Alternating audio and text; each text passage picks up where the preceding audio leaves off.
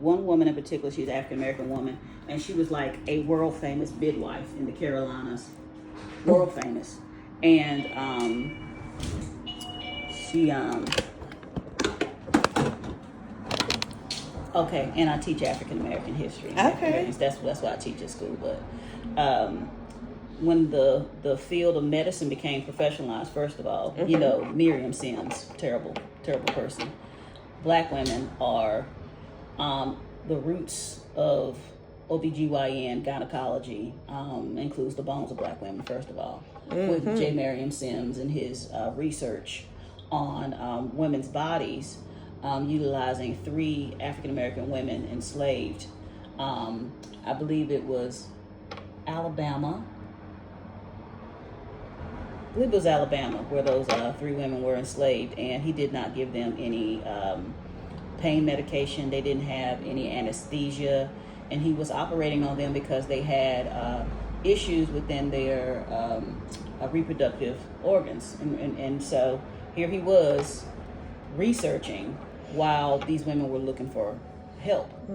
And he's considered the father of gynecology, you know, doing this and, you know, experimenting while these women needed relief, experimenting on black women's bodies to perfect instruments and procedures for, you know, gynecology, and also influencing, you know, OBGYN practices. Fast forward, women have been midwives and doulas and helping to birth babies into this world for thousands of years. But there became this quest for the, quote, professionalization of medicine, and the, quote, professionalization and certification of obstetricians and gynecologists in the field of, you know, birthing babies. And with that, you saw this influx of what professionalization meant in the 1800s and the early 1900s was basically educated men equal professional.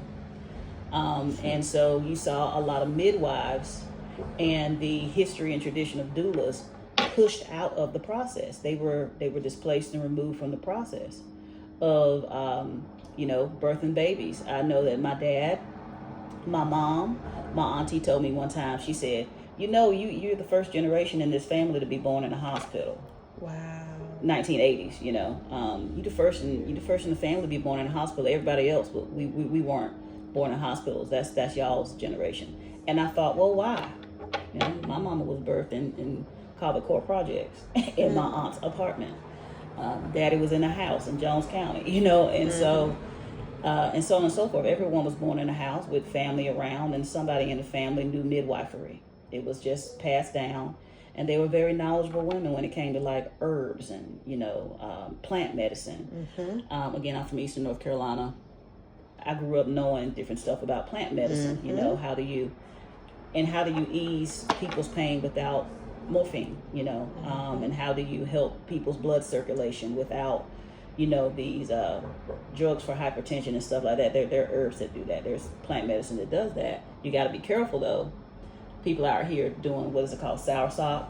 They're doing soursop and sea moss, and it absolutely does what it is, you know, advertised to do. It does for blood sugar and blood circulation, hypertension. But you got to be careful where you get it from, because the ground that these plants come from might include toxins, and we don't know that. We just take the soursop from wherever, and whoever processed the what's it called, sea moss. You have to wait and say, wait, what water did it come from? What ground did it come from? Because the grounds might include toxins that the person who's harvesting it, they don't know about that, because we have to own the land too. We have to own the entire process. And black women in particular, black midwives and doulas were pushed out of the process.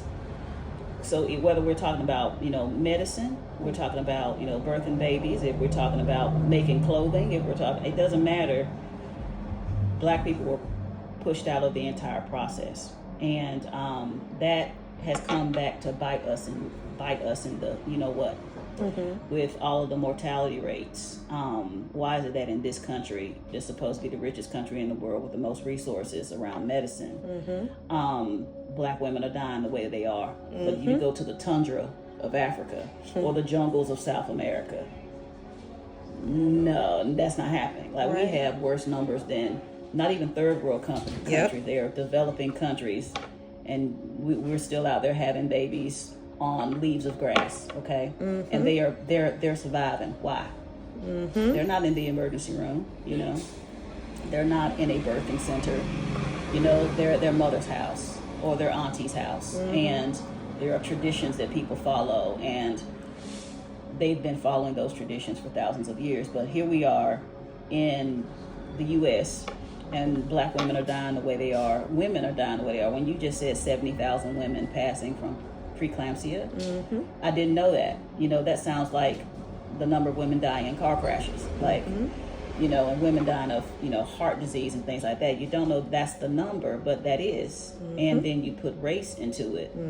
And that, of course, black midwives and doulas were not considered a part of the, quote, professionalization of the field, because they still doubted that black people had common sense to begin with. That's racism, you know?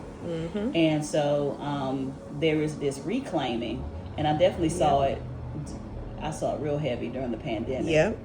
But reclaiming these plant medicine ways, reclaiming these traditions around our health, in particular, not just going for walks, but, you know, how did our ancestors eat? Yep. You know, how did they...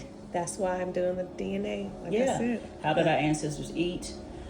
We have hypertension and diabetes because, did we have this on the coast of West Africa? That's what were right. we eating? You know? That's what I was going to say when you were talking about the herbs and different things. People got to realize not everything is for you. There's no one size fits all for everybody. So what may be good for one person might not be good for you. This nutrition, this diet, this whatever, keto diet might not be good for you. Yeah. You got to know what's good for your blood, what's good for your person, heritage wise, all of it. Just like you said, if you grew up in South Carolina or the whole other side of the world, you don't need to be eating this kind of fruit because your body, that's not what your your ancestors ate. No. It can be making you sick and you think it's making you healthy. Yeah, I was researching the Africana diet, or the African diaspora diet, and there actually is. Like, you know, there's the Mediterranean diet. Well, there's an African diasporic heritage diet. And we got a food pyramid of our own, you feel me? And so I looked that up because I was kind of like, why would I go all the way to the Mediterranean? No offense. Right. No offense. I'm like, we are Atlantic people. So the Carolinas, Alabama, Georgia, they're very African places. And so what they see in our food traditions, they'll call it, you know, bad food habits. And I'm kind of like... all of these greens and what we do with corn and what we do with, you know, how we prepare our vegetables in particular, those enslaved people were doing it the same way that they had did it in West Africa. So my turnips and dumplings is really egusi. Like, that's what it is. I mean, your rice, what do they call those? Rice. It's like a biscuit, but it's fried rice, honestly. That ain't nothing but a cornbread fritter, okay? I know what cornbread fritter looks like, but you make yours out of rice and we make ours out of corn. I mean, you got jollof, I got Carolina red rice, you know? And we're very particular about what we put in the food, you know? But black people have been, you know, stereotyped as, you know, oh, that soul food is killing us. Wait a minute. Actually, no. And other races of people also have similar food ways, but their foods are considered delicacies. Okay, you'll pay $70 to eat pig snout at a Pinoy restaurant, but you won't eat pork belly down at the corner cafe. It's interesting because, you know, they used to talk about us so bad about watermelon. Oh, black people, watermelon. My goodness, it's the best thing. And it's the best thing for you, even eating those rinds. You know, they in China, they sell just the green part, just the rind. By itself. It's a delicacy, just like you said. Like that is a delicacy, but people used to talk about us so bad. Yeah, but watermelon is good to regulate your cholesterol and your blood pressure. Absolutely. Not only is it sweet and it's good as a dessert, but it actually helps your digestive process. So if you're having constipation, eat watermelon. Yep. If you got a problem with regulating blood sugar, believe it or not, eat that sweet watermelon. Yep. Because it actually naturally helps with digestion and regulating blood sugar, and it's delicious. Oh my Yeah. God. And it helps you sleep. So, anywho, yeah, I can go on for days, but if I'm able to, when this dries, I'll grab my phone. There is a book about this African American woman who was the midwife of midwives. And she taught all the midwives, and a bit of the book is really about how race played a factor in pushing out black women from the profession of OBGYN. You know, how black women were pushed out of that profession when, for the better part of 300 years, from the 1700s all the way up until the early 20th century, it was the black women helping the misses on the plantation, Missy Ann. Right. Yeah, that's You right. know, birth babies. It was right. It was the black women being called on the plantation. I know that my great grandmother Estelle was being called on the plantation to help the owner of the farm, you know, wife birth those babies. These black and white women were in there together, birthing babies,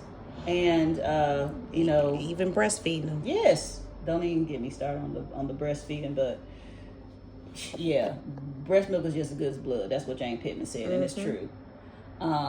Breast milk is just as good as blood, and not just that they were, what do you call it when you hire somebody out or farm somebody out to do something you don't want to do? You know what I mean? Like consulting. I mean, not a consulting. A proxy. Like black women have been proxies for white women when you talk about breastfeeding and rearing children and even you know. But the respect of the tradition of midwifery, and the black women mastered that. We mastered it, and all of a sudden, during Jim Crow, all of a sudden we don't have any sense. Like all of a sudden we don't have the knowledge. All of a sudden, these black farmers who were your head farmers on the plantation during the enslavement, you know, they were the people who you relied on for specific things with agriculture and you know, what do you call it, livestock and things like that when they were enslaved, and they have their own land after enslavement during Reconstruction. Now all of a sudden you say these people don't have the knowledge of the land and they don't have the knowledge of livestock, but they did 10 years ago when they were enslaved. It's the same nonsense.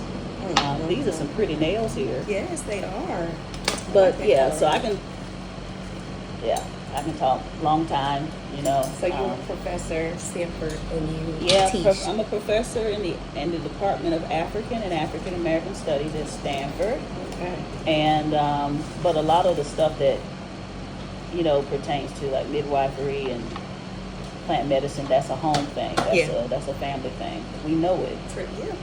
We know it. And so I think that if you want to be political, you can be political in different ways, reclaiming our traditions that don't necessarily, it's not necessarily us marching in the street, even though I'm about that. Let's march in the street, but you know, what do you call it? Insurgency takes different, resistance takes different forms. Absolutely. And you know thyself and claim those traditions. That's all I'm going to say about it. That's right.